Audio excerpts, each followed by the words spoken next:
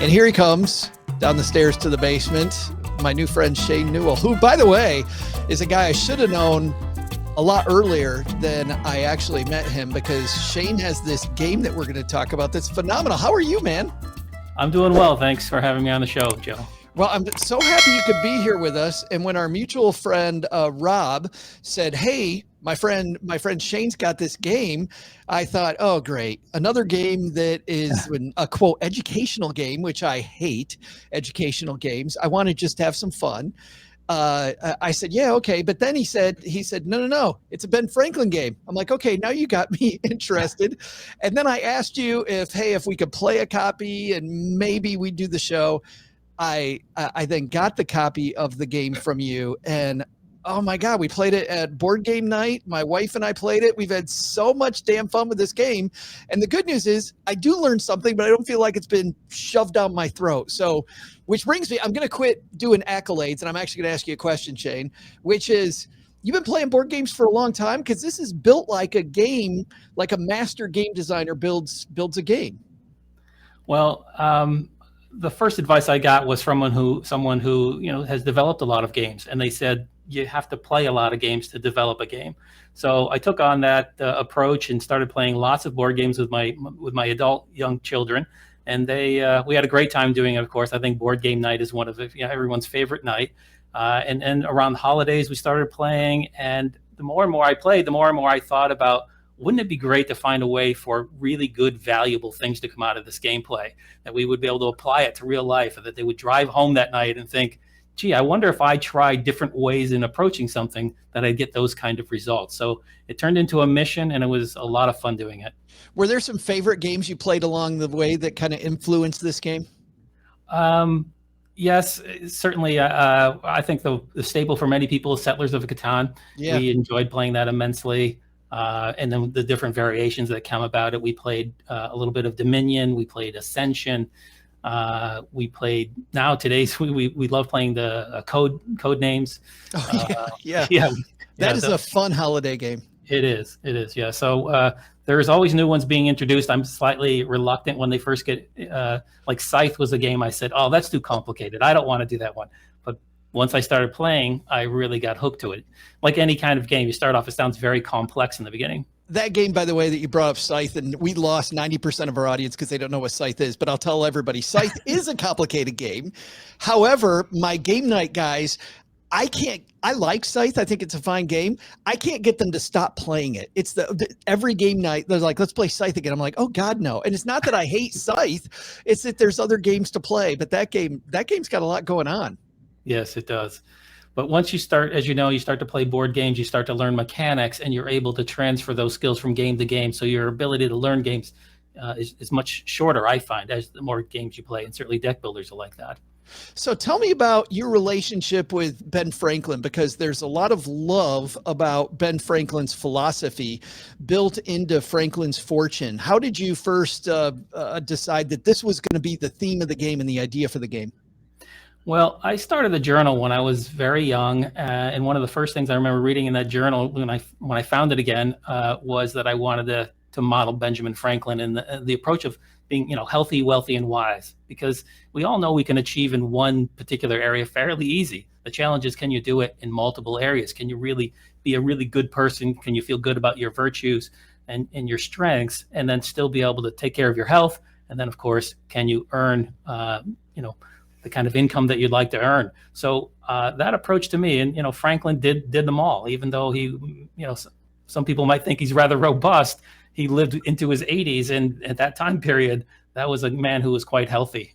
So I always enjoyed his writings. I thought that the way he inserted wit and fun and humor into his work was just an approach that made learning a lot of fun. Players start off the game with just a few cards, just to give people an idea of how this game plays. You start off with just a few cards, and most of your hand is just this energy that you have, this ability that right now at the beginning, you're a young person, but like a young Ben Franklin, and you're a tradesman. So you've got this ability to go work as a tradesman, but you've no education, you've no experience, and you're going to build those up. How did you begin as a tradesman? Just kind of following Franklin's career? Yes, exactly. He was a printer, worked in his brother's print shop in Boston before he moved to Philadelphia and started his own print shop. And I love that approach that he had. And as we all know, when you work in the beginning, often an exchange of your time for money. It's laboring for fee. And over time, we learn how to better make money. And my different occupations, which was a big part of the game for me, was to show those different models of making income. So you have work for labor, work for profit, and then the final step, if you can reach that, is to have money to work for you. As you know, when that happens, compounding interest, one of Franklin's favorite philosophies, plays into the game. But when to do those is all up to you to decide what is most important to start. Well, and I like that. There's multiple streams of income, and we talk here on the show all the time about having multiple streams of income. So you actually can invest some of this energy that you have, I guess, in the form of cards. You invest these cards into becoming either an investor or what's the other one? It's the Proprietor. or a proprietor. Or the tradesman, and you can get educated as well. You can spend money or spend resources on getting yourself educated, and education also brings more money. But what's interesting that I thought, Shane, education's not free. You actually have to pay some money to get educated. Yes, and that's why I had to develop two forms of knowledge. One was experience, and one was education. And you know that education can be attached to any one of the occupations, but it isn't transferable, unlike experience, because we know that certain skills through experiencing, learning things, they are truly transferable. And when you receive that card in your hand, your draw, and you can apply it to any occupation you want or multiple occupations, that to me is the way experience and education work. And yeah, it takes some extra energy and some cost typically to get those formal educations, not necessarily in a classroom, but different sources, even things like the show or attending seminars or reading great books or doing a conventional classroom setting. Well, that's why I thought another interesting piece was experience, right? Because we've also talked about how some people go to college without an ROI in mind, and they end up spending a lot of money. Of course, we have the student loan crisis now, but there's another pathway, and that's to get experience.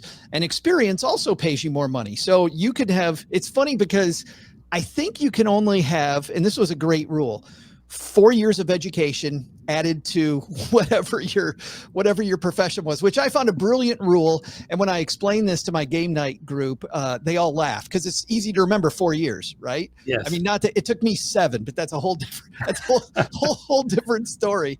But 4 years was an easy rule. But I think experience, you can have as much experience as you want, right? Yes, and that can come in quite handy because the education has a value, but it only has value when you put the energy into that job. But we also know that educating yourself about the different types of incomes that you want. If you want investment income, you've got to be a little educated about that and spending some time studying investments and learning about the business that you want to invest in, the type of stocks or whatever type of returns that you want.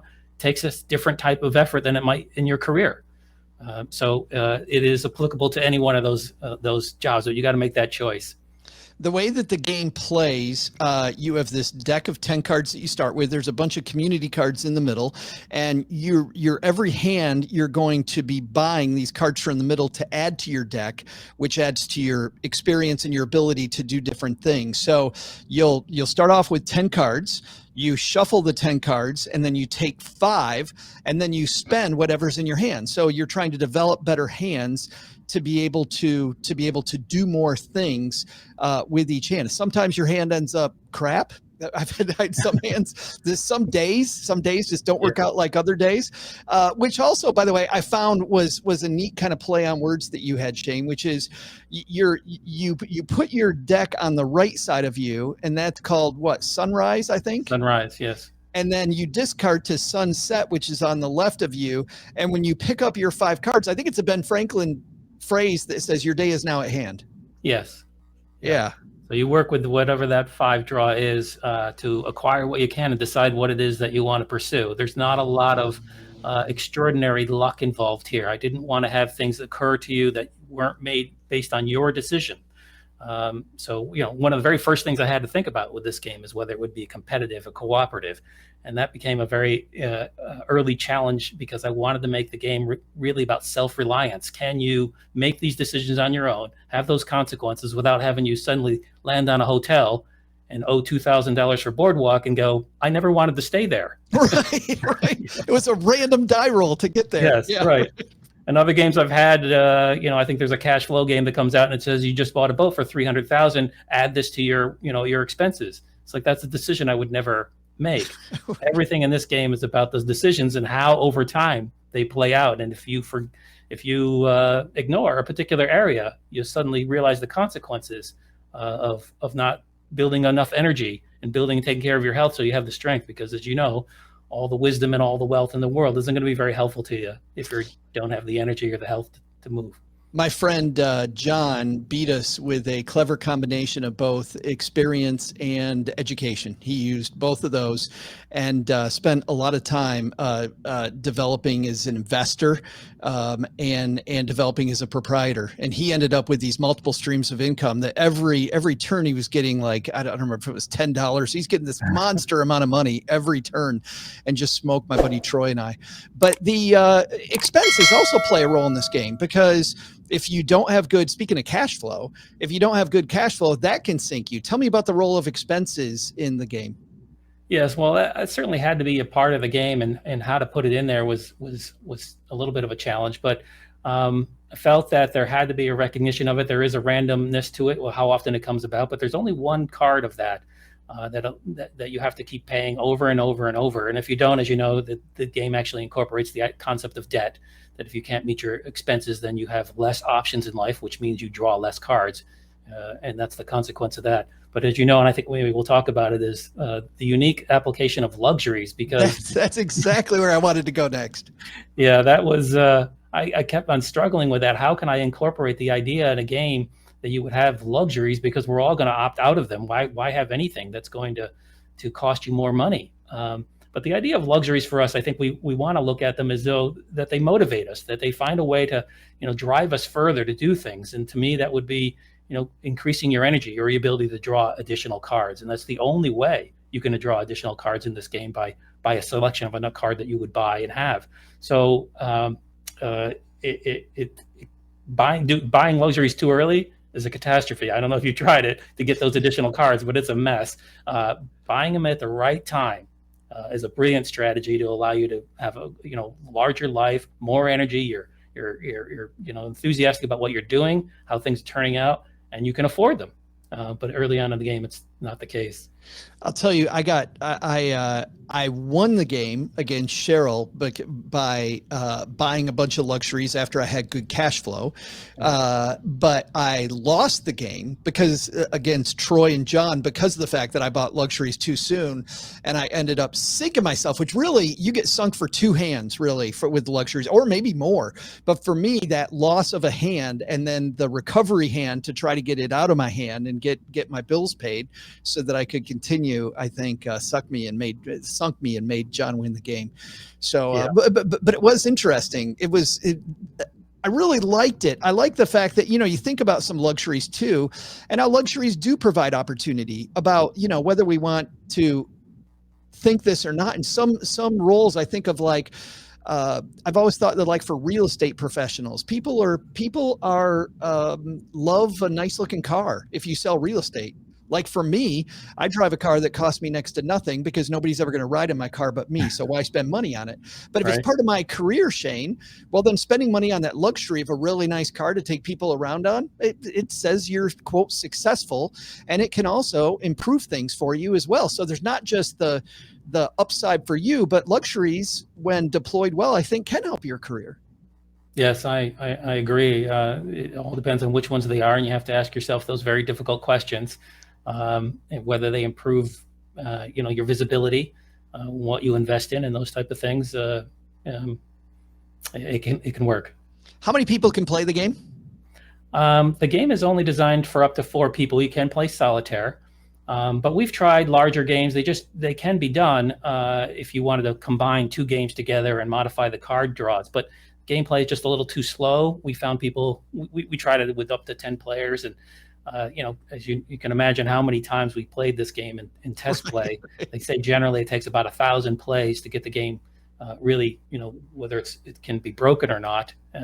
So we played it an awful lot, and we found 4 to be the optimum.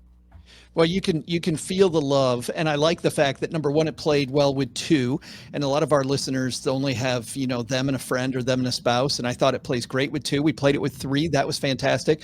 I know we're going to take it to the holidays with our extended family, and when we have little groups together, playing with 4 is great. And man, the game does not take long. What was the average amount of time it took to play? It takes, you think, to play the game 45 minutes? It can be less than that. Our group is so good at it, we can do it in about 20 minutes. But sure. That first game, it takes an hour, and I've had that probably the most amount of feedback I have from people is, it's hard to learn to play.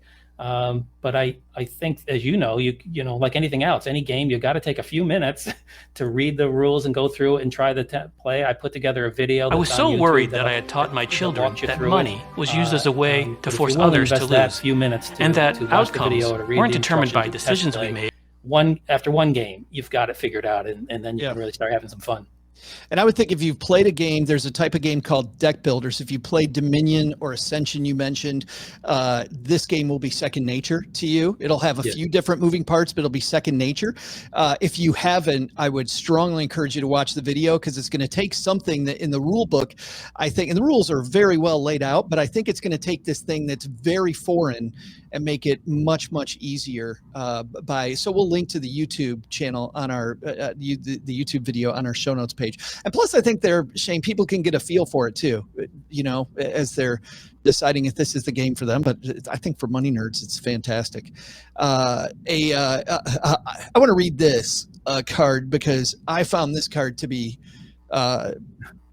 hilarious. And I know it's not meant to be hilarious, but it was so great. I actually read this with my friends before we played, because in the box you have a declaration by an assembly of friends.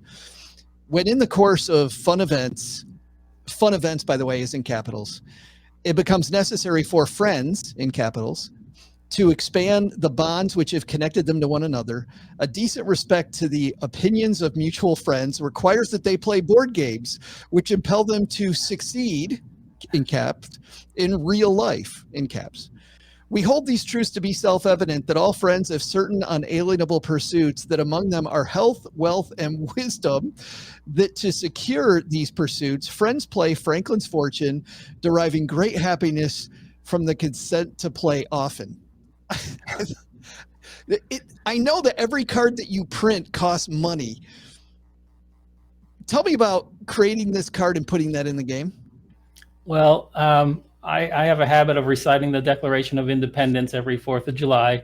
And, from that memory, I just started to think about revising those words and doing a slight parody about Franklin's fortune play and the fun of gameplay and the pursuits of health, wealth, and wisdom, rather than, life, liberty, and the pursuit of happiness. So it was a lot of fun to write it. And even the capital letters are similar to the capital letters that were used in the printing of the Declaration of Independence.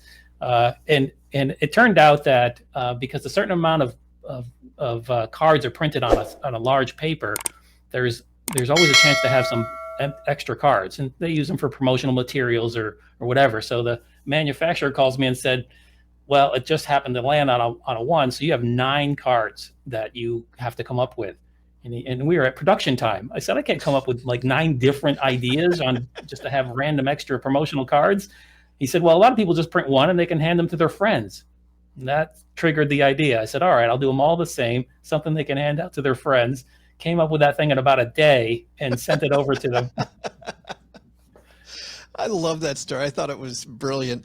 We'll have a link to Franklin's Fortune. I know you can get it on Amazon. You and I are talking right now about maybe us listing it at stackingbenjamins.com. We'll have more for the Stacker family on that later if we're able to do that. But you can definitely buy this Amazon and on your website, by the way. You can also buy it directly from you. Yes, we send it out with free shipping. And the price, also rather appropriate, is $17.76. So $17.76, the game will be at your doorstep with no shipping. just in time for the holidays, and great gift for the money nerds in your family. Shane, thanks for hanging out and talking about my favorite topic, Ben Franklin, with me. Thank you, Joe. It's been a pleasure.